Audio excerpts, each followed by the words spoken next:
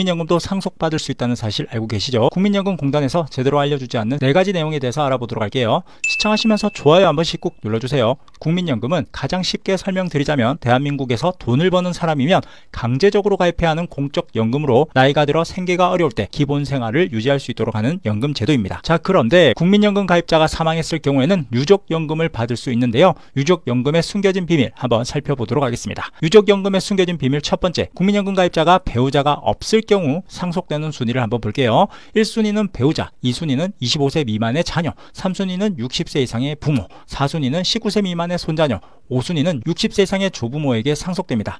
다만 배우자가 없다면 2순위인 25세 미만의 자녀에게 상속됩니다. 그런데 내 나이가 60이 넘었는데 25세 미만의 자녀가 있을까요? 그럼 3순위인 60세 이상의 부모님께 지급이 되는데요. 역시 내 나이 60이 넘었는데 부모님이나 조부모님이 살아계실 가능성이 얼마나 있을까요? 현실적으로는 불합리한 것 같습니다. 유족연금의 숨겨진 비밀 두 번째, 유족연금은 수급건이 발생한 때로부터 5년 안에 청구하지 않으면 소멸시효가 완성되어 유족은 유족연금을 받을 수 없게 됩니다. 즉 5년 안에 무조건 청구를 해야 유족연금을 받을 수 있습니다.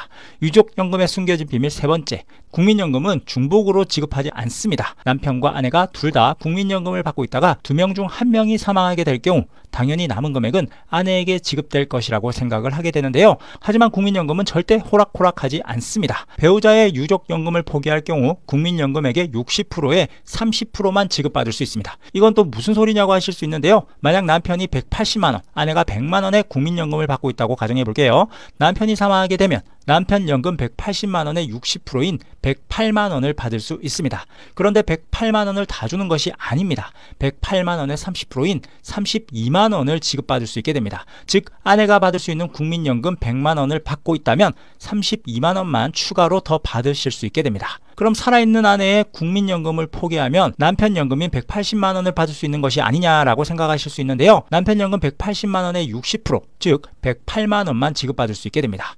때문에 내 국민연금을 포기할지 또는 상속되는 연금을 포기할지 따져보시고 선택하는 것이 좋습니다.